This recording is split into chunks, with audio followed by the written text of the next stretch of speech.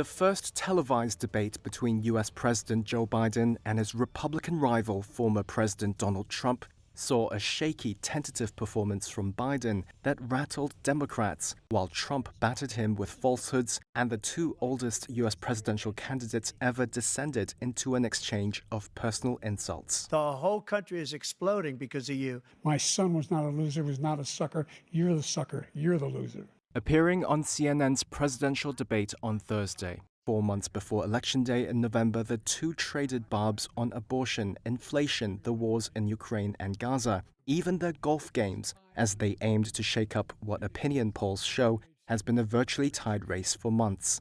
A hoarse-sounding Biden stumbled in the debate's first half hour, and Trump pounced. With dealing with everything we have to do with, look, if we finally beat Medicare.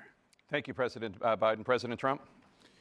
Well, he's right. He did beat Medicare. He beat it to death. 81-year-old Biden and 78-year-old Trump are under pressure to show they're fit for office.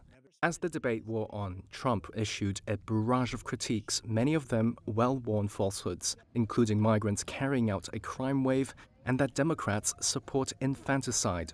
Studies show immigrants do not commit crimes at a higher rate than native-born Americans.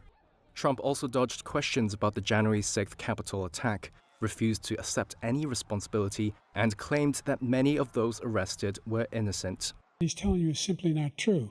The fact is that there was no effort on his part to stop what was going on up in Capitol Hill. And all those people, every one of those who were convicted, deserves to be convicted. The debate carried on with no live audience and strict rules on microphone use, which aimed to avoid chaos that railed their first debate in 2020. Still, the pair took every chance to make jabs at each other. I wasn't really going to run until I saw the horrible job he did. He's destroying our country. Biden went after Trump over his felonies. You have the morals of an alley cat. Give you a minute, sir. I didn't have sex with a porn star.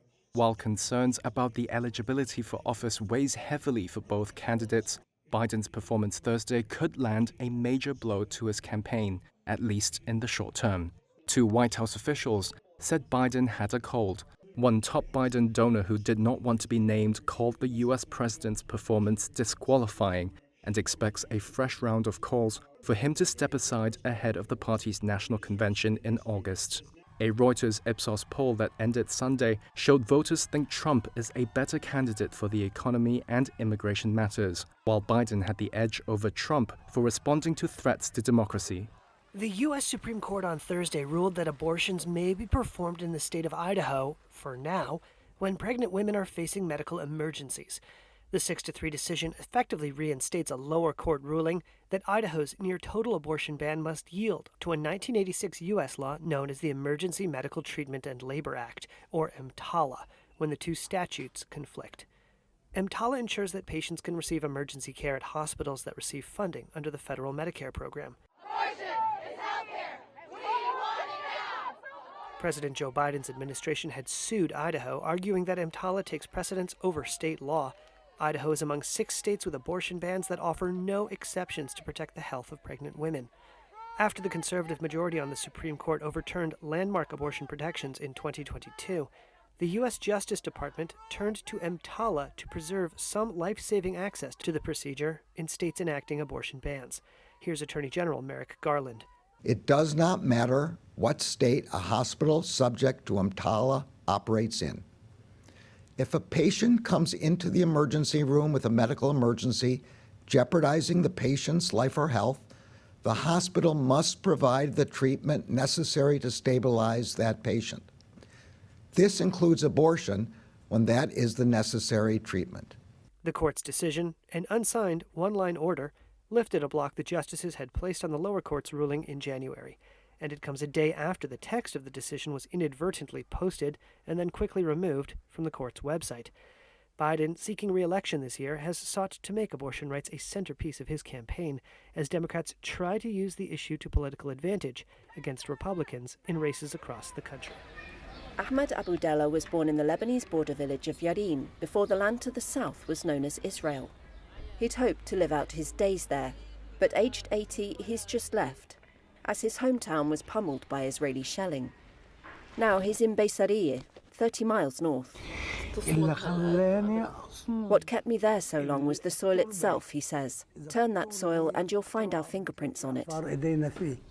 Most families fled Yarin in October, soon after the Lebanese armed group Hezbollah began trading fire with the Israeli military in parallel with the Gaza war. But Abu Della and his younger brother were the last residents still living there this spring, until his offspring threatened to come and die with him. You think I decided? It was my kids. They gave me a choice. Either you come down, or we come up there. More than 95,000 people have been displaced in southern Lebanon since the Gaza war erupted, according to the International Organization for Migration, or IOM. Across the border in Israel, 60,000 people have fled their homes. There, the state funds hotel stays and other temporary housing, while displaced families in Lebanon have received little or no support from a state grappling with a 5-year economic meltdown. Abu Della's wife, Lamia, says there are many like them relying on the help of relatives. No one knocked on our door and no one asked. I swear no one asked. Everyone's been dealing with their own situation through their own efforts. The state is absent. Many of Beisarieh's residents fled Yarin in 1978, during an Israeli military incursion early in Lebanon's civil war. Many settled there. The town has a Yarin district. Ahmed's nephew, Samir Abu Della, was born in the district in 1979. He built a home in Yarin in 2011, thinking the border with Israel had stabilised.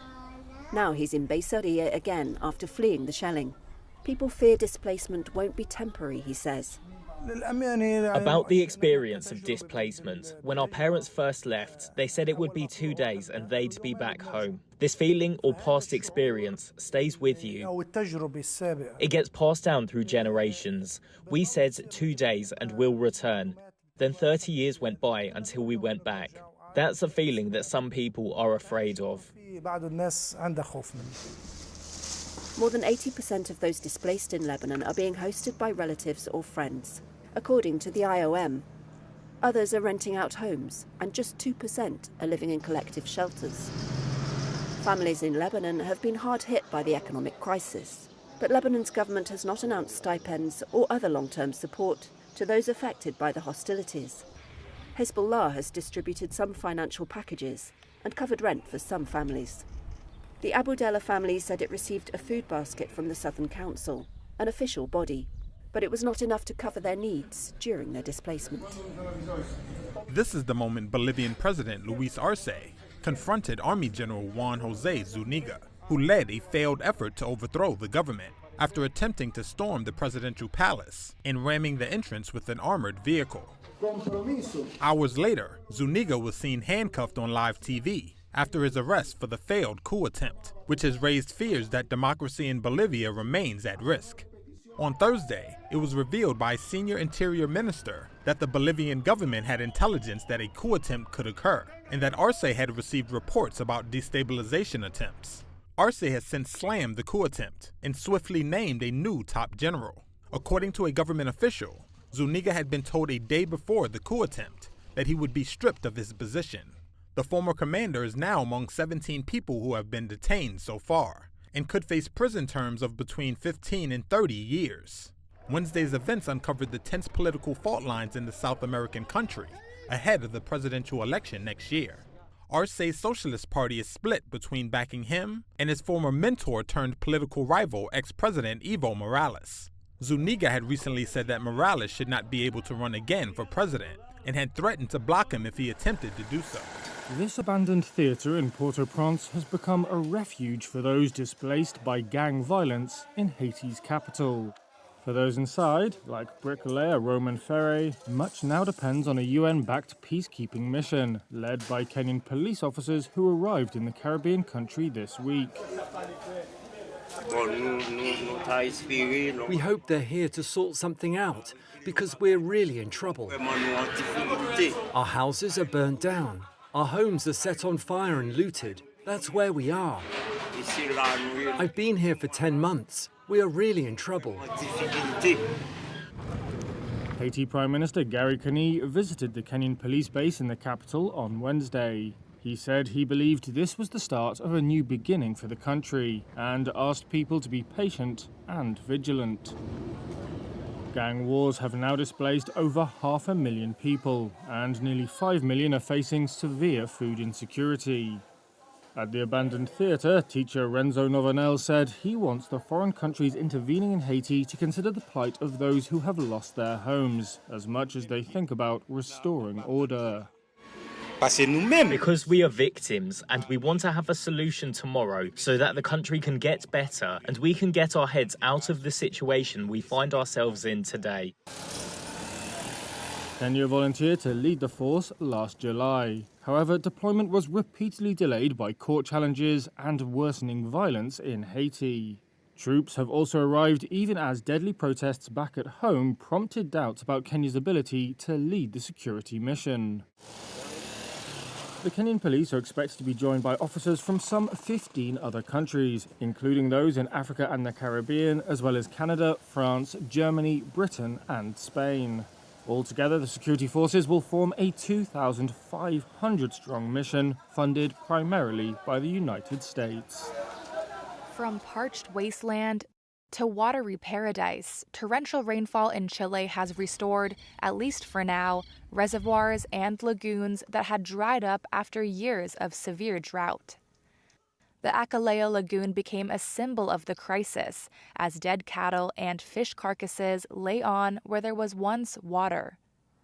The recent rains have refilled the lakes and dumped snow on bare mountainsides in the Andes. For local villager Eduardo Torres, it's like looking into a vanished past. It has been more than 20 years since we last saw this beautiful plain.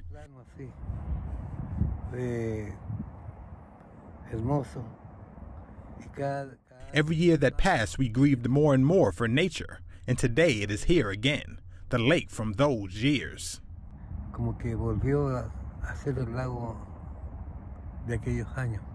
And Gloria Contreras, a campground administrator, hopes that local livelihoods will similarly return. This is wonderful because it reactivates everything, even jobs. With the drought in the lagoon, many jobs were lost. But now with this, water is life because everything is reactivated. Every business, even the smallest vendor.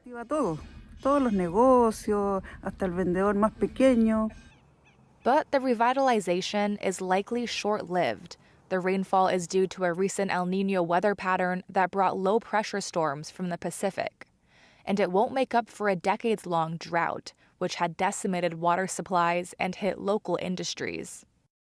Patricio Gonzalez is an agroclimatologist at the University of Talca in Santiago. After 15 years of mega drought, the central zone of Chile needs at least 3, 4, I would say up to 5 years of normal and very intense rainfall for the total recharge of aquifers, for the reservoirs to return to the same level, and for precipitation and snow levels to at least come close to normal. And with a new weather system, La Nina, moving in, dry weather and drought conditions are likely to return. BP is having a change of heart on renewables. New boss Murray Auchincloss has decided to slow investment in big-budget, low-carbon projects, particularly offshore wind farms. That's all according to Reuters sources. It marks a stark reversal of the direction taken under predecessor Bernard Looney. He tried to drive BP away from dependence on fossil fuels. That strategy didn't impress investors, however, with shares in the firm underperforming other big oil players. European rival Shell has already scaled back its investments in many renewables. Now the sources say Auchincloss wants to prioritise investing in and even acquiring new oil and gas assets. Green energy projects will be assessed to see if they can deliver quick returns. The firm has reportedly already reassigned people who had been tasked with finding more such projects. Some jobs are also expected to be cut in the low-carbon sector, though the sources say no targets have been set. A company-wide hiring freeze is also in place. Auchincloss has promised a pragmatic approach since taking over from Looney in January. He's aiming for $2 billion in cost savings by the end of 2026. Shares in the firm rose around 1% in early trades on Thursday.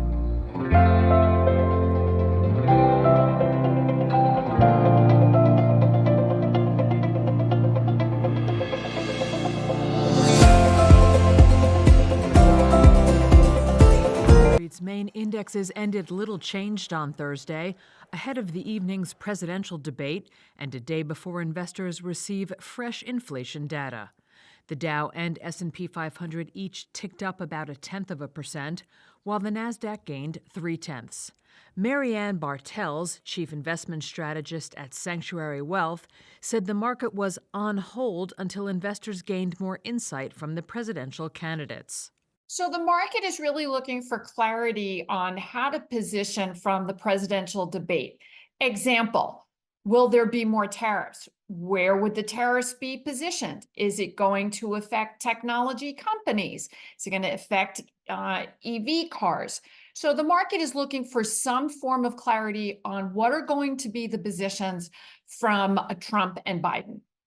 Investors are also looking for more clarity on inflation, which will come from Friday's Personal Consumption Expenditures, or PCE, price index, the Federal Reserve's preferred gauge of prices.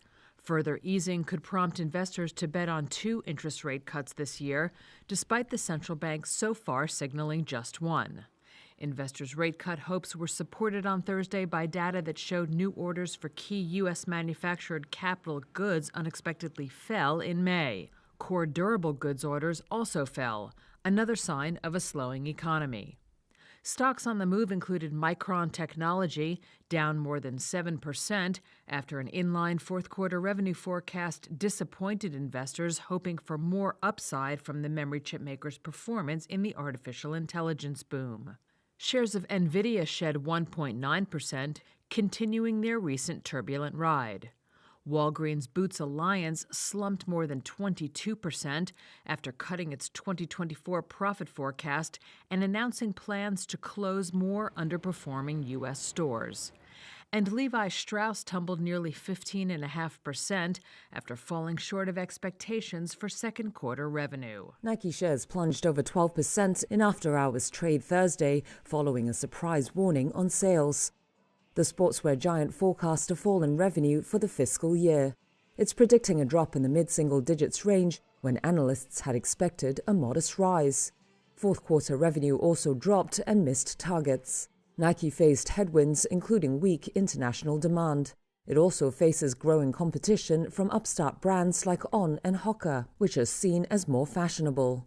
Speaking to analysts after the results, Chief Financial Officer Matthew Friend said there were signs too that cost-conscious consumers are growing more cautious about spending.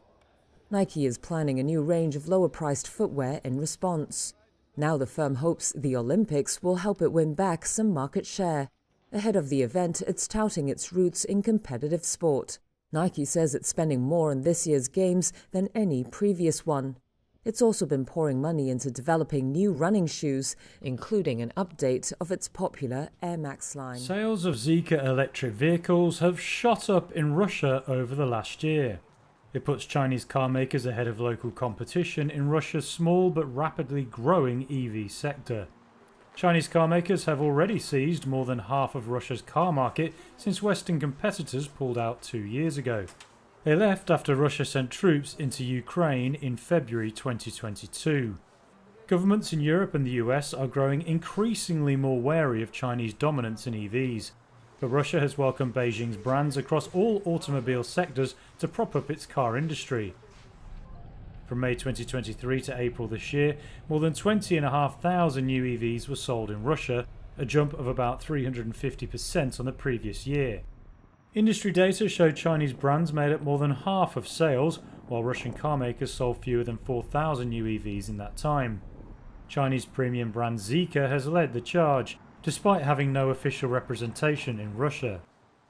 Irina Frank heads a dealership in Moscow, and she said Zeekr sold more than 8,000 cars since June last year. In China, more than 30% of cars are electric vehicles. We in Russia still have less than 2%.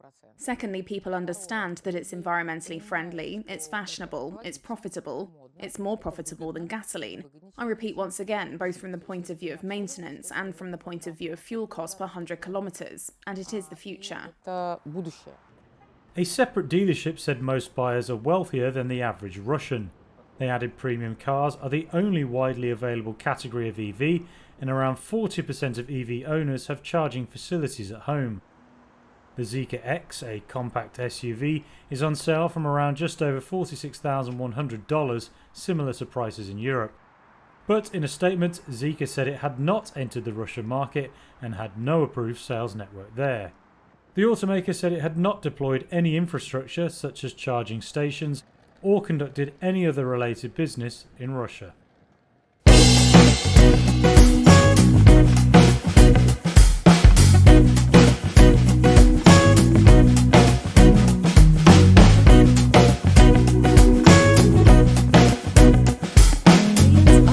Jennifer Aniston's enduring career post-Friends. From her nostalgic return in the Friends reunion to her impressive role in the morning show, still nothing beats reminiscing about her iconic portrayal of Rachel Green and the inevitable Rachel haircut. Observers have noticed changes in Aniston's appearance over the years, sparking curiosity about what might have transpired. Fans have noticed changes in Jennifer Aniston's appearance over the years, similar to Courtney Cox's plastic surgery. Aniston confirmed having a rhinoplasty in 2007, as reported by Life and Style magazine and People. It's funny, I had a deviated septum fixed. Best thing I ever did. I slept like a baby for the first time in years. As far as all the other rumors, as boring as it sounds, it's still mine. All of it, still mine. While Jennifer Aniston has confirmed a rhinoplasty, she hasn't addressed other plastic surgery claims. A MYA spokesperson suggested she may have had Botox for her forehead and crow's feet. Jennifer discussed Botox in the past, but seems uninterested in further procedures. Jennifer Aniston shared with Hello Giggles that she found eye drops addictive due to chronic dry eyes. In an interview with Marie Claire, she revealed her relief after addressing the issue with an eye doctor. Jennifer Aniston stands out among stars for her commitment to a healthy diet and regular exercise. In a prevention interview, she expressed appreciation for aging and her desire to embrace it fully. I'm at the age where I'm more interested than ever in my health, and my life is thriving, but according to society, this is when I should be going out to pasture. No. Youth is wasted on the young, I get it, but I want to keep putting information in my head that's going to inspire me. It's just sort of been a theme in my life, to enjoy the age I am and not look at aging as a negative, but as the privilege that it is. We all age. Jennifer Aniston embraces moderation in her diet, no longer fearing carbs, as she shared with People. Her workout routine includes boxing, spinning, and yoga, as reported by Cosmopolitan. Fans appreciate her honesty about plastic surgery and health issues like dry eye syndrome and her past rhinoplasty.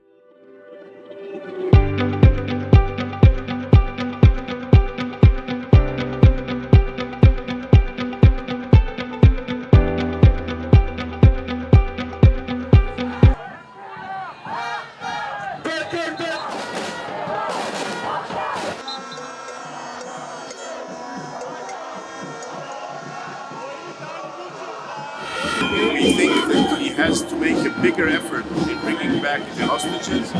We want to talk him down because he's a major corrupted person. He lies and thieves the country and the people. He doesn't do the job. He wants to continue the war endless. So we think he's a jerk and he has to go home. And we are demonstrating against him.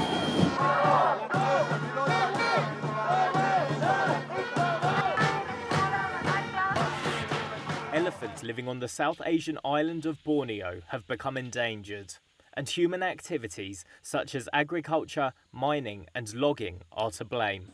That's according to a recent assessment by wildlife experts. The International Union for Conservation of Nature says there are around 1,000 Bornean elephants left in the wild. Craig Hilton-Taylor heads the IUCN Red List Unit, which assesses animal species risk of extinction. 1,000 individuals, of which only 400 are mature. Those are the breeding individuals. It's a small population and it could easily disappear if we just let development happen without any conservation actions. The IUCN says the number of Bornean elephants has decreased over the last 75 years, initially due to extensive logging. The animals have since entered human-dominated areas, searching for food. That in turn can cause them to destroy crops and face retribution killing. Malaysian and Indonesian authorities are working on conservation action plans to help the species cope with human development. The plans will require extensive coordination with corporations, private landowners and conservationists.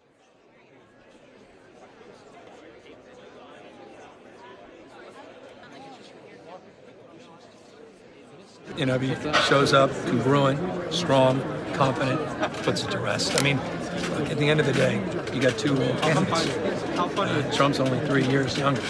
And I think the contrast is really around values and vision and ideas. You've got someone who wants to roll back most of the progress last half century and put America in reverse on voting rights, civil rights, LGBTQ rights, women's rights, access to abortion, contraception, and someone that wants to own the future, fresh air progress as it relates to work he's done on CHIPS and Science Act, infrastructure, et cetera. So to me, it's really about the age of ideas, the staleness of Trump's ideas compared to the vibrancy and vision of President Biden's. The American people realize when something is fake, when something is phony. They know when the fix is in. They know when something is political. That's what happened to Donald Trump in Lower Manhattan. This was a violation of his constitutional rights, but it was also interfering in a presidential election. And so I think the American people have already spoken on that. I don't think it's going to really weigh in at all, because at the end of the day, the American people are worried about the future of this country, not the political games that are played by the Democrats.